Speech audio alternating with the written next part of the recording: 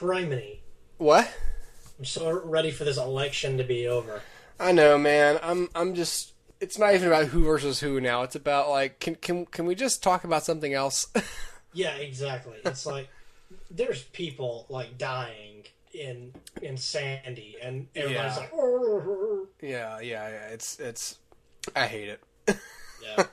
And I I hate going to work around it. I hate seeing it on Facebook. Oh my god, I'm so sick of that. Me too. It's like I go on and people are reposting stuff from being liberal or being conservative, like those groups, and it's just all it is these posts like blah blah blah. Mitt Romney likes rich people. Obama doesn't have a birth certificate, and it's like, shut up. both of you, shut up. Yeah. Neither of you is correct. I heard this guy talking the other day. He was like, "Did you know on Obama's wedding ring it says there is no God but Allah?" And I'm like, "That's not true." What? Like, there were these people just talking about that, and I just wanted to look at him and be like, "How do you know? Have you seen his ring?" and why would it make sense that a guy who's always like, "Hey, I'm not Muslim," would wear a ring that says, "Hey, I'm Muslim"? On the off chance that nobody's going to notice. That just makes no sense.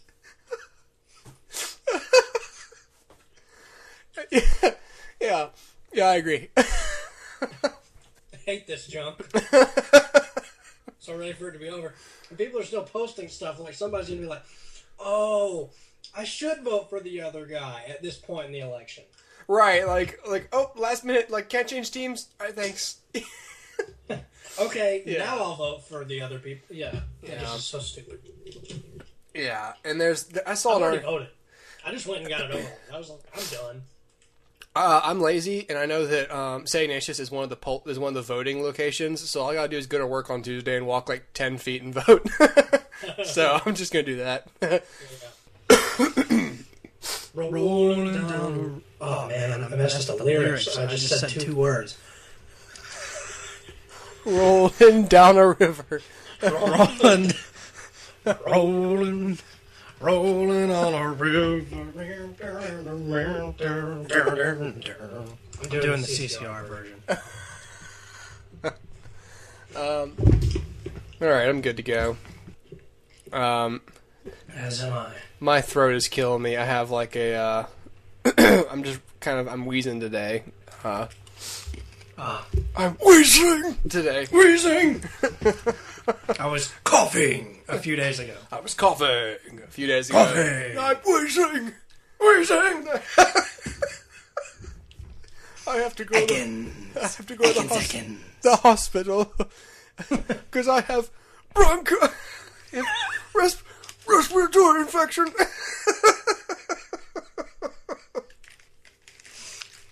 And wheezing due the whatever gas attack.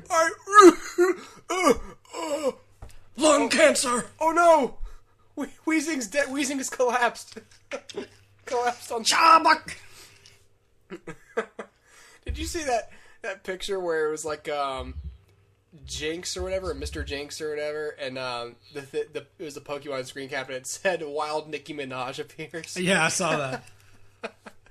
That was funny. That character got in like a whole bunch of controversy. What? They had to recolor that character. Oh, because he was black. Everybody was like, "Oh, she's in blackface." I was like, "Yo, she's a monster." Yeah, Oh, so they're monsters now? No. Not what I said. That's not what I was saying. It's all out of context. It's out of context, Jerry. Oh God! I hope my throat. Talking like Optimus does not clear my throat, as I continue to assume it does, but it never does. I was like, what if I just go, oh, no, that's actually worse now. That hurts. Yeah, it hurts. That's like trying to do like the Donald Duck voice when you have a sore throat. Oh! I'm dead. Now I'm mute. I can't talk anymore. All right. Rolling on a river. A good job in the city. What a wonderful world.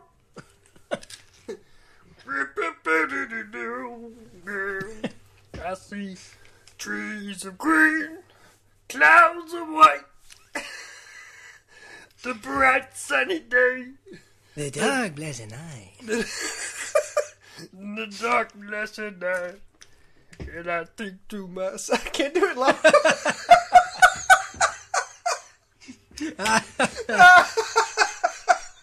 I've been exposed as a fraud. Okay. I thought we had Louis Armstrong on the podcast today. I thought he was he was here a second ago. He left. Welcome to HooperCast 31. Yay. It doesn't really sound like him when you're not singing Wonderful World. Just sounds like I'm really, really ill. Hey, Cooper, are you sure you don't want to go to the hospital? I'm okay. I'm alright. Someone tuck me into bed tonight. Cause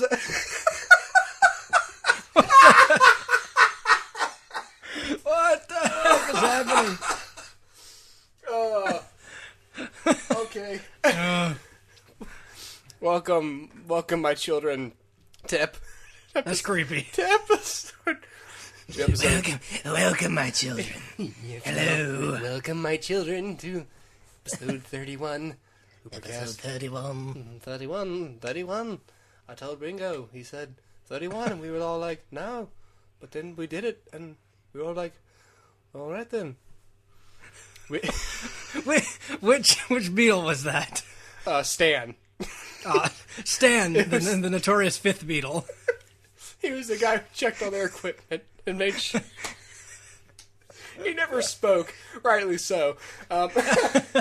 Because John Lennon's over there like, hey Stan, is all equipment ready? And he's like, yes, it's ready. I can't even do the voice you just did. Like, well, according to my accent, he's not from Liverpool or even England. Yeah, he's just from nowhere. What is your origin, Stan? Where are you from?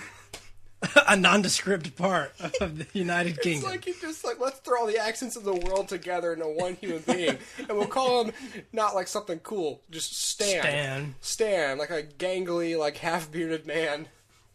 Like, what do I mean by that? Does he have like a really thin beard, or is half of his face incapable? No, he just has half a beard.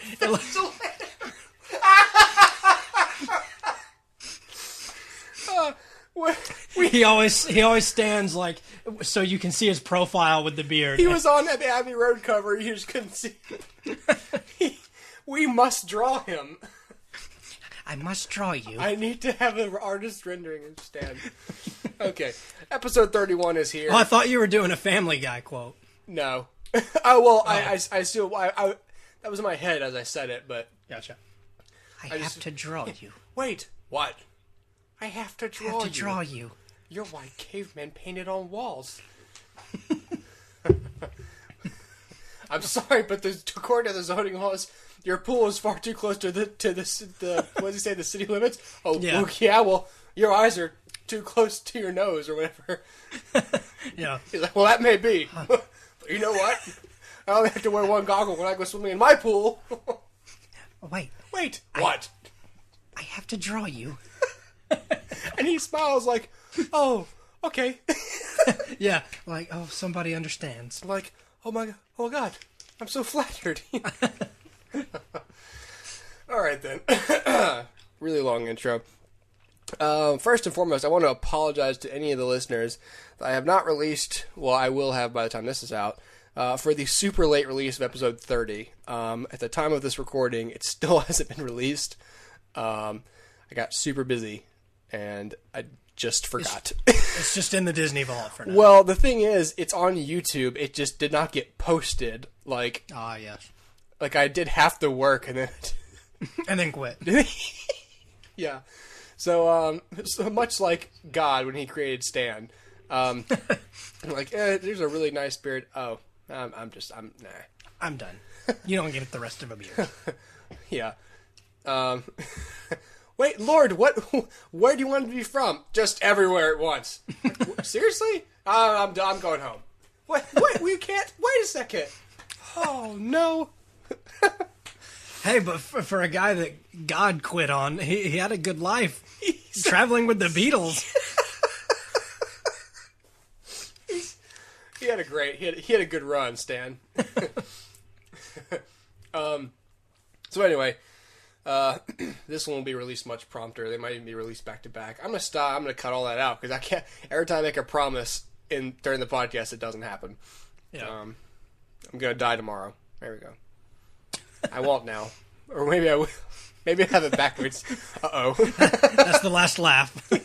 Anyway, we are here today to discuss one very significant piece of news, and that is Dustin. Dun,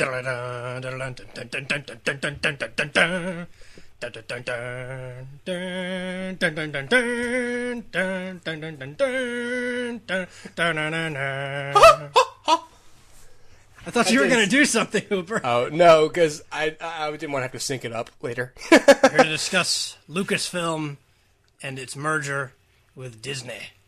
Yes. I'm severely unprepared, and I really don't know any of the details at all. But I just have strong opinions with what it could mean. So that's why I feel like I'm qualified to talk about it. And Dustin did the other 80% of the work that's going to be included in this discussion. So under what circumstances did this happen?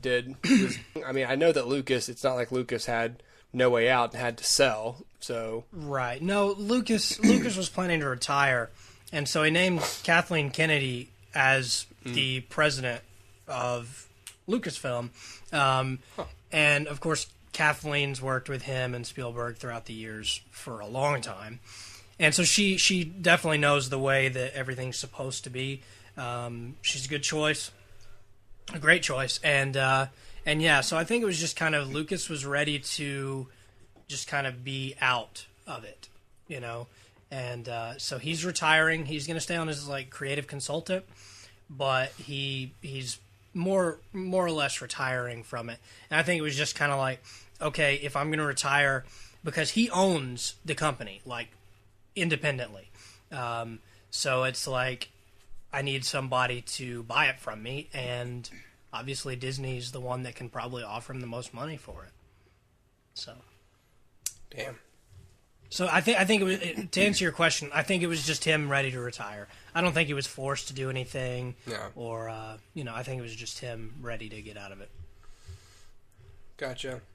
Yeah. There's a lot of people who are, I guess, inherently already anti-Disney who are now concerned that it's just it's like now Disney is like even more like the kickball team that's stacked. You know what I mean?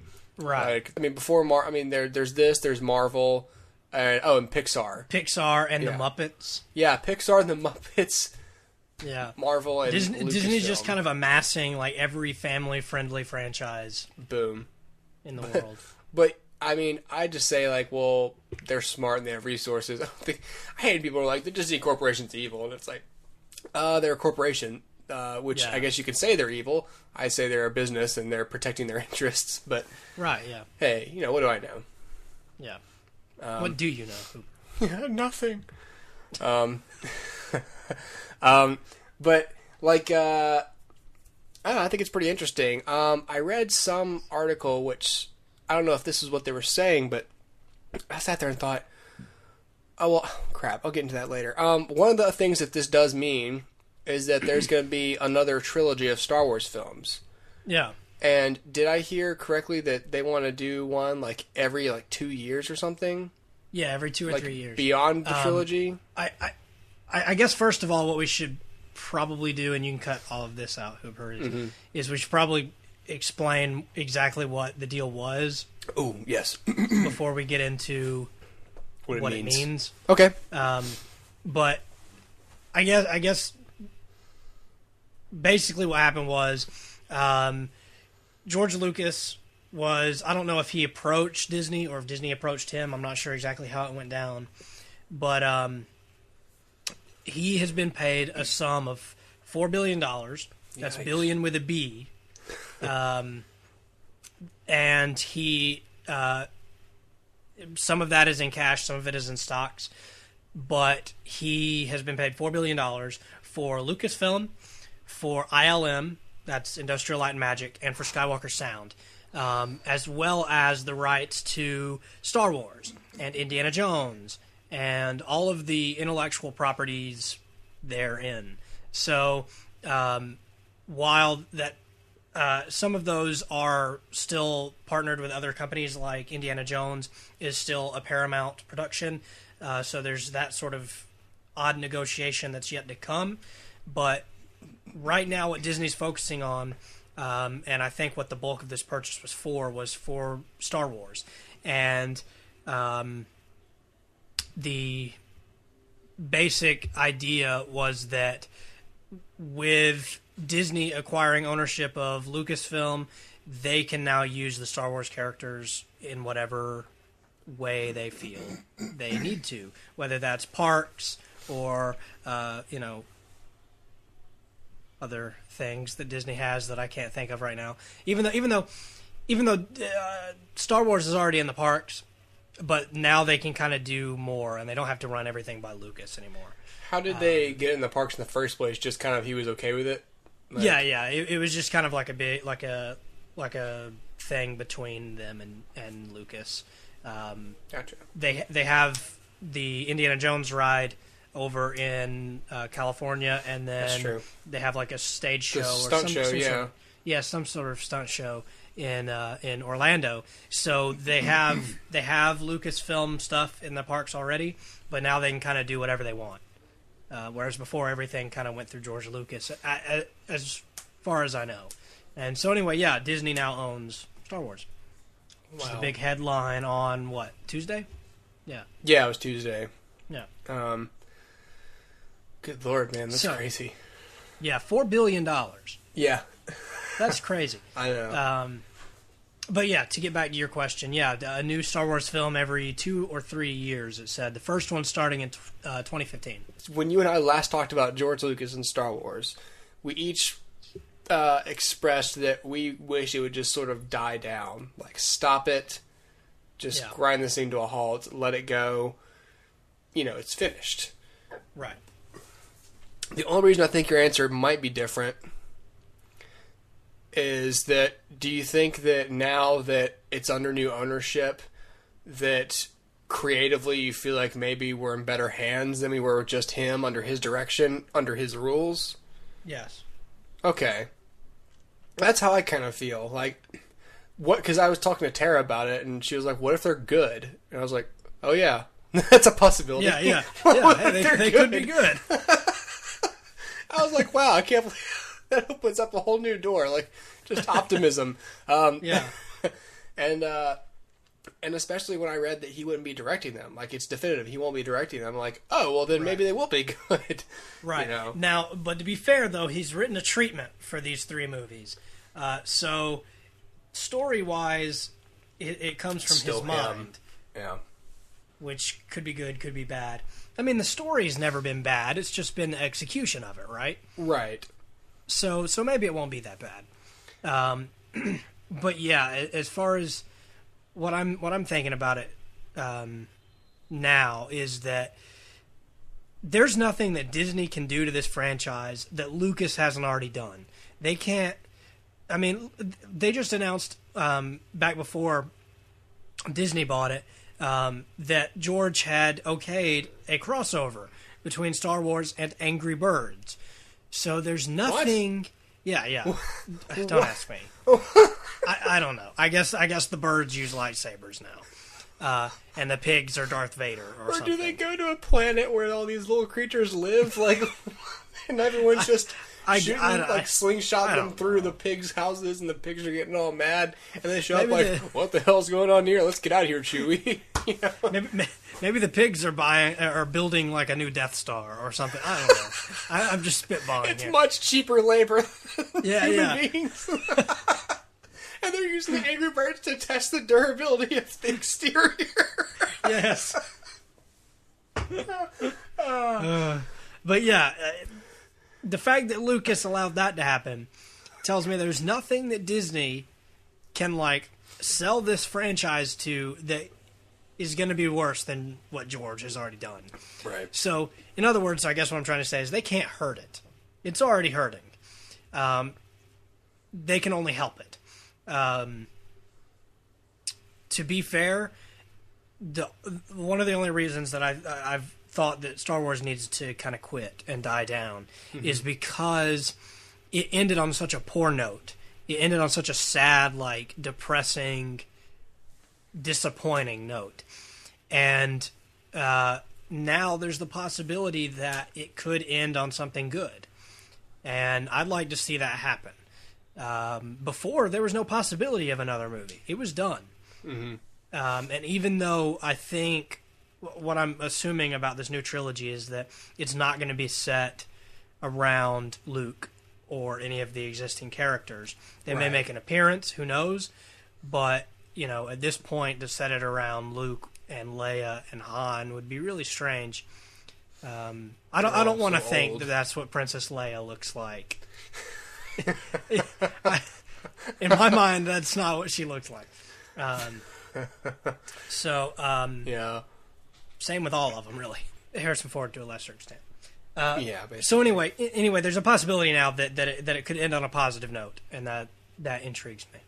If you set it between the prequels and the original trilogy, then there's plenty of story there, and Darth Vader can just be covered the whole time, and so you can recast him, and that's all fine. So I wouldn't want them to set it before the prequels, although that's a possibility as well. It's a possibility, but I would assume it's going to be set after the original trilogy. But what conflict is? I mean, like, because I guess, well, they don't know if they obliterated the Empire, or did they? Like, I mean, didn't they take down the Emperor and? Yeah, they took down the Emperor, and obviously Vader's gone. But keep in mind, there's still going to be people who are loyal to the Empire. That's true. That need to be dealt with. Or it could be set, thousands of years later, and there's a new threat. People, yeah. I'd rather them do that, because then finally we can explain why all the technology is so awesome now.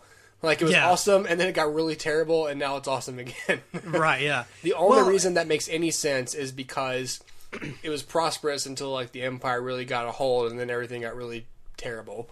Yeah. Like, well, see, I don't. Part of me doesn't want them to set it that far in the future, because I do want to see Luke show back up. Yeah. At least Luke. I want to tie it into the original series, because I think a mistake would be to distance yourself so much, like, and say, oh, it's set in the same world, but it's thousands of years later, so it's kind of not even the same world. And if none of the characters exist that we know and love, it would feel too, like, separate. It would feel like you just wanted to make a Star Wars movie, but you didn't want to do the work of working in the original characters into the plot somehow. Exactly. I see.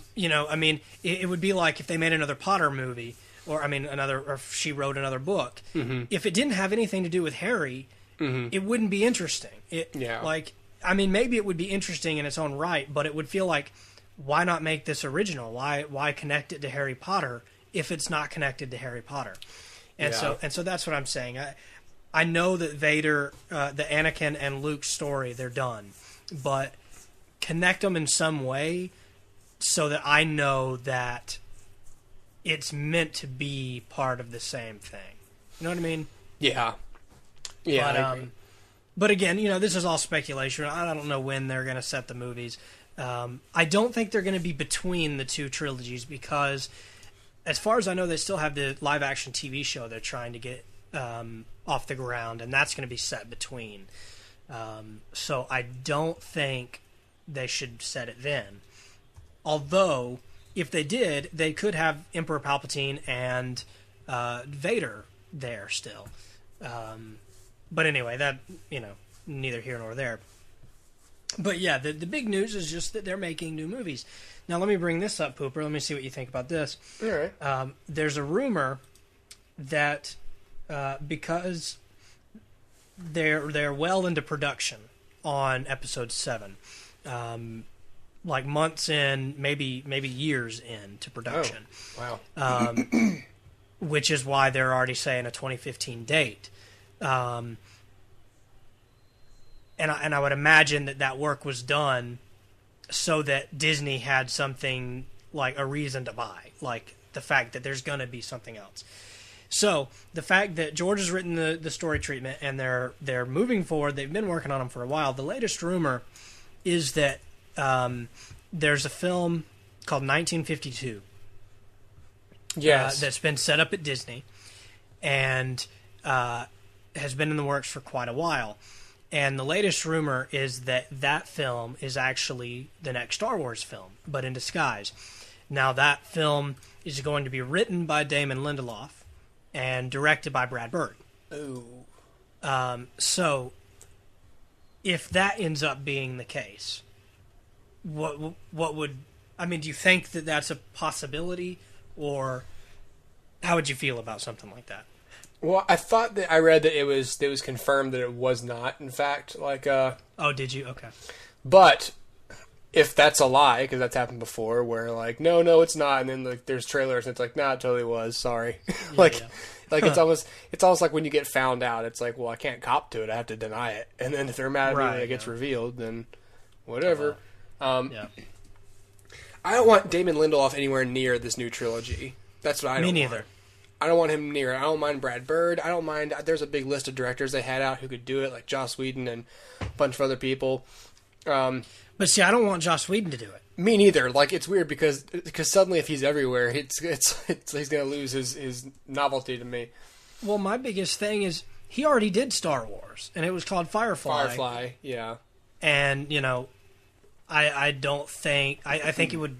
I mean, nothing can ruin Firefly, but... I don't think creatively it would appeal to him because he's done it, Yeah. No. But there's a big list of directors, and I'd be fine with it being in any of their hands. But one person I don't want... There are two people I don't want involved in a large creative capacity, and that's George Lucas and Damon Lindelof. I agree. I think I said this on another podcast, even. It's not a secret. That I don't like Damon Lindelof in the slightest. And the fact that he's making a movie, whether it's Star Wars or not, and it's called 1952, and he's getting a 7-figure deal to write this film. Jeez. That's at least $1 million. Yeah. That's ridiculous to me. Yeah. He is not that... He should not be paid that much. People should be like, no, you have to pay us to write our stuff, because you're just going to screw it up. Yeah, I just don't want him. I don't want him to touch it. I just feel like we saw what happened with just plot. What Star Wars does not need any more of is an incoherent plot. Yeah. And sorry, but that plot is not his strong suit. No. Concept, he doesn't have a strong suit. Concept, maybe, like, in a way, concept. But, like, bare bones, like, general concept. But it's up to someone else to draw up the structure and figure out where to plug in his ideas. It shouldn't be up to him to use his own ideas. Right, exactly. He needs some training wheels for his ideas. Yeah.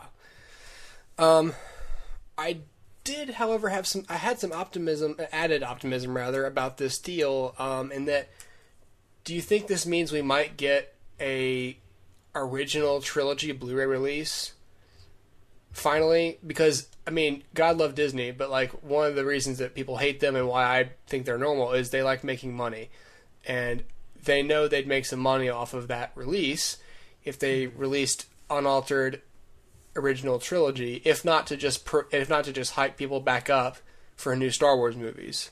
Mm-hmm. Do you think that would happen? That was the first thing that came into my mind too, and I do think that is a very real possibility, and I think Disney would certainly benefit from it. But 20th Century Fox does still own the rights to those movies. Right.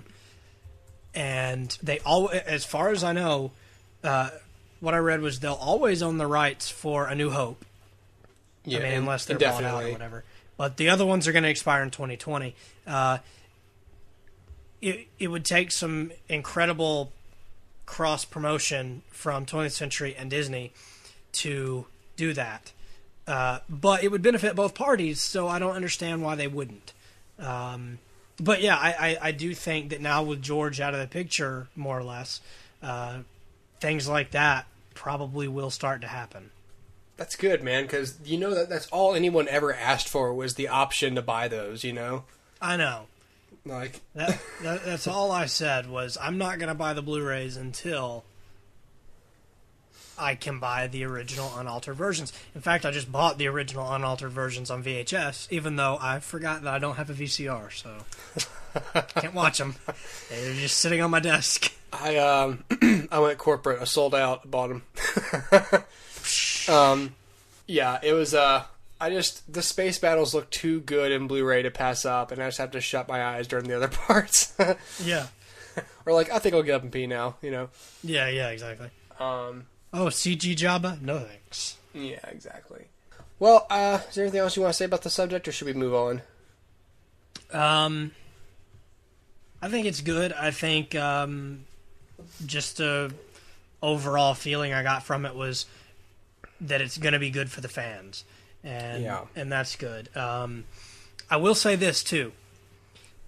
George Lucas, as much as I pick on the guy, and as much as I hate on him, he's a genius. Not artistically, not creatively, but the guy's one of the best businessmen in the entire world. Oh, yeah. Because he said, how can I do the least amount of work possible, get all of the credit, and $4 billion?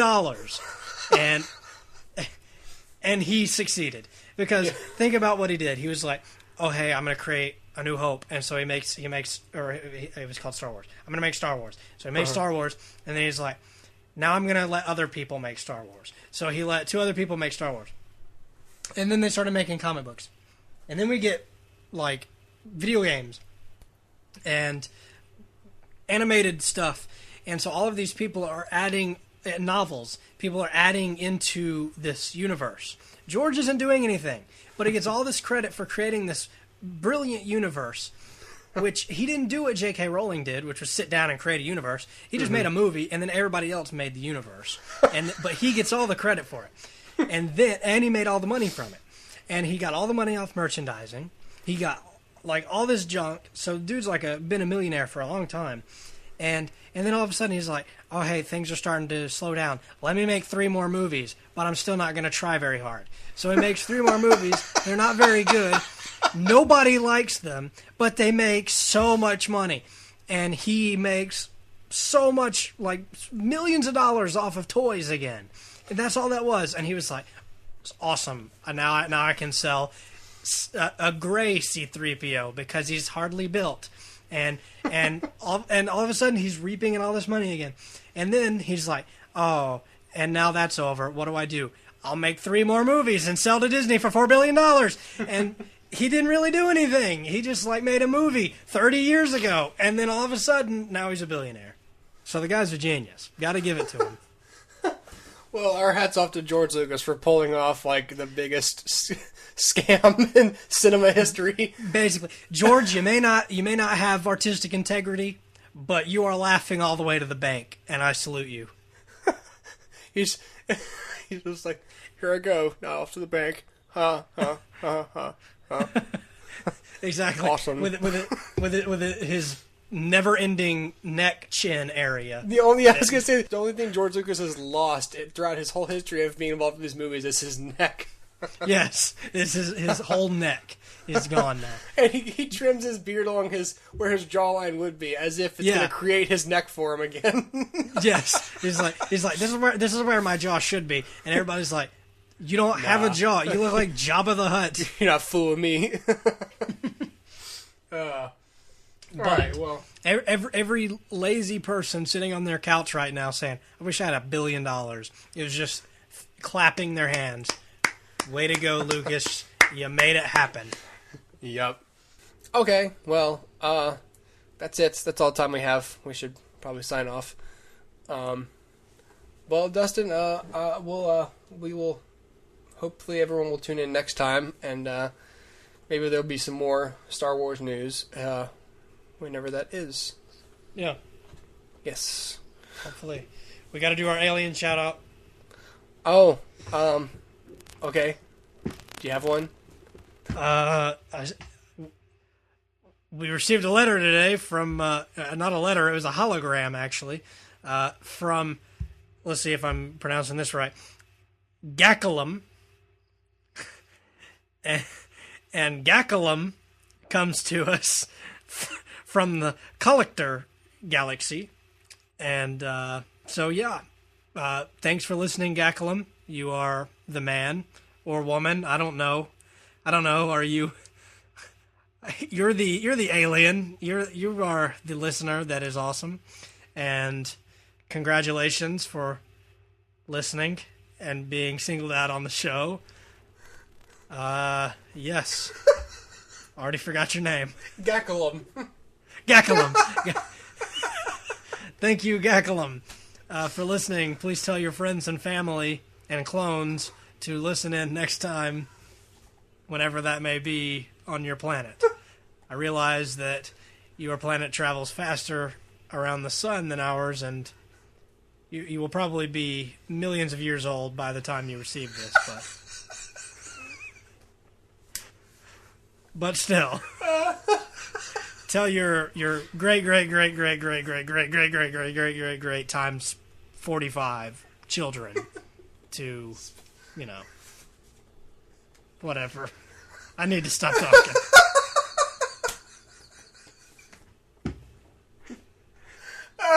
Thank you, Gaculum, for derailing the conversation. We'll send you a t-shirt if you live to see the next episode.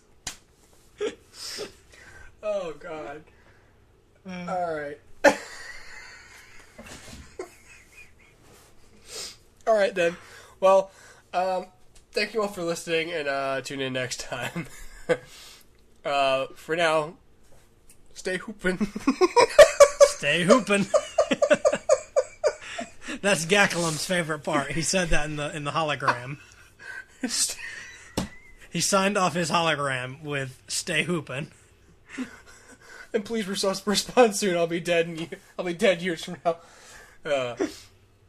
All right then. Well.